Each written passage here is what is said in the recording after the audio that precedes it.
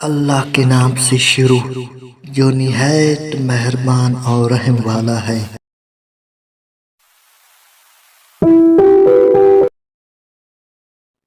السلام علیکم ورحمۃ اللہ۔ محترمہ بانو قدسیہ کہتی ہے، اچھا ساتھی وہ ہے جسے دیکھنا تمہیں خدا کی یاد میں مصروف کر دے، جس کی گفتگو سے تمہارے علم میں اضافہ کر دے اور جس کا عمل آخرت کی یاد دلائے۔ میں گناہ ایسے کرتا ہوں جیسے وہ دیکھ نہیں رہا، معاف ایسے کرتا ہے جیسے اس نے دیکھا ہی نہیں۔ قرآن پاک کی خوبصورتی یہ ہے کہ آپ اس کے پیغام کو بدل نہیں سکتے، ہاں مگر وہ آپ کو بدل سکتا ہے۔ میری لاکھ برائیوں کو جانتے ہوئے بھی مجھ سے بے انتہا محبت کرنے والا صرف میرا اللہ ہے۔ تم وہ مانگتے ہو جو تمہیں اچھا نظر آتا ہے، اللہ وہ دیتا ہے جو تمہارے لیے اچھا ہوتا ہے۔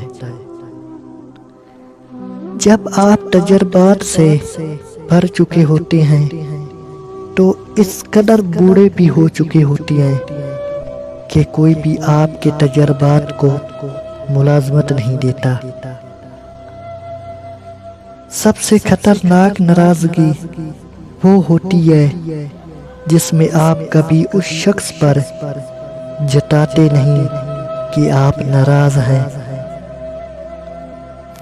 میں نے کہا تھک چکا ہوں، جواب آیا اللہ کی رحمت سے نا امید نہ ہو۔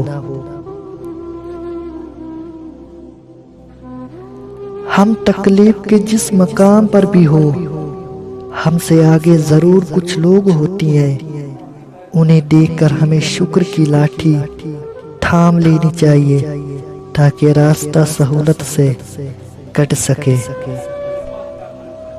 نظر انداز کرنے والا شخص تمہارے پاؤں پکڑ کر منتیں کرے گا اگر تم ایک کام کر لو۔ اگر تم اس کی نظر اندازی کی پرواہ نہ کرو، بشرطے کہ وہ شخص تمہارا مطلوب محبت ہو۔ مجھے اس شخص پر تعجب ہوتا ہے جو روز دیکھتا ہے کہ اس کی سانس اور عمر کم ہو رہی ہے اور وہ موت کے لیے تیاری نہیں کرتا۔ ایمان والی عورت کا اصلی زیور سونا چاندی نہیں بلکہ حیا اور پردہ ہے۔ اللہ بہتر کرے گا، لیکن اگر اللہ نے بہتر نہ کیا تو امان رکھو، اللہ بہترین کرے گا۔ آگے جانے والے پیچھے رہے ہوئے لوگوں کو کبھی یاد نہیں کرتے۔ اتنی محنت سے کپڑے دھو کر رسی پر سکھانے کے لیے ڈال کر مڑی ہی تھی کہ ایک دم رسی ٹوٹی اور کپڑے نیچے گر گئے۔ بہت غصہ آیا، لیکن پھر خیال آیا کہ جب ہم اللہ کی رسی کو چھوڑتے ہیں تو ایسے ہی گرتے ہیں اور گندے ہو جاتے ہیں۔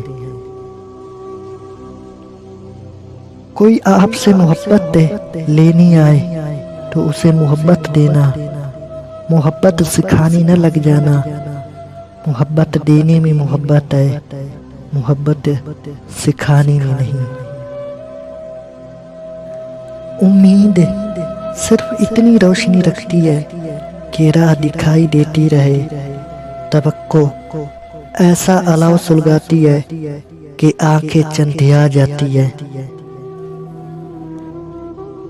اس شخص میں ہرگز دلچسپی نہ لو جو تم سے دوری اختیار کرتا ہو۔ حضرت علی کرم اللہ وجہہ۔ بانو قدسیہ کہتی ہیں اللہ آپ کو زندگی بسر کرنے کا طریقہ، سلیقہ اور کرینہ عطا فرمائے، آمین۔ بچہ بیمار ہو تو ماں کو دعا مانگنے کا سلیقہ خود بخود ہی آ جاتا ہے۔ محبت میں ذاتی آزادی کو طلب کرنا شرک ہے۔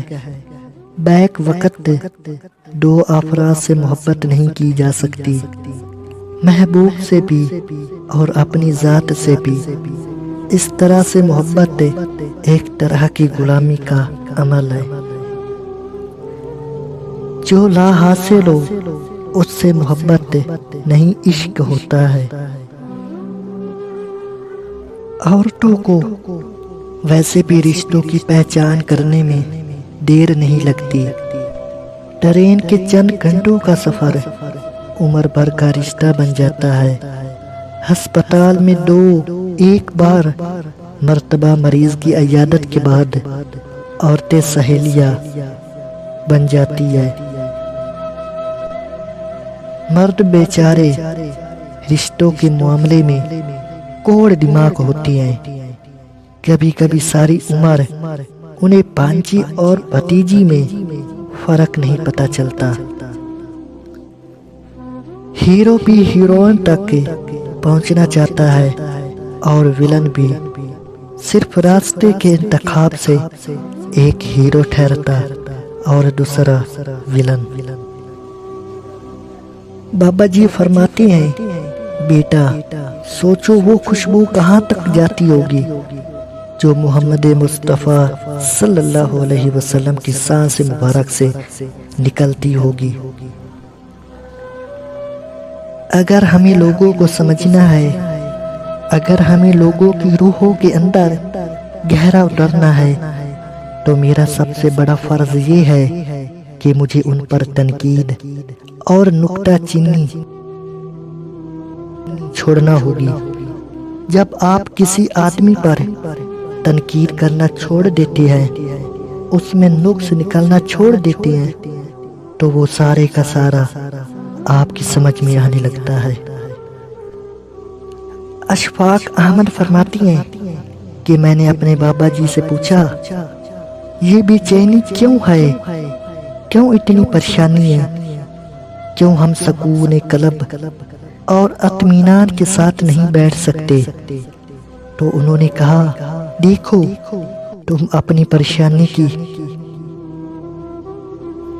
پوٹلیاں اپنے سامنے نہ رکھا کرو، انہیں خود زور لگا کر حل کرنے کی کوشش نہ کیا کرو، بلکہ انہیں اللہ کے پاس لے جایا کرو اور کہا کرو، اے اللہ یہ بڑی مشکلات ہے، یہ مجھ سے حل نہیں ہوتی، تیرے حضور لایا ہو تو انہیں حل کر دے۔ کچھ لوگ محبت کے اہل نہیں ہوتے، انہیں اپنی ذہانت پر اس قدر مان ہوتا ہے کہ وہ دوسروں میں کیڑے نکال کر کسی اور کا قد چھوٹا کر کے کسی دوسرے کی خوبیوں میں خرابی کا پہلو نکل کر اپنی عظمت کی کلا جگاتے ہیں۔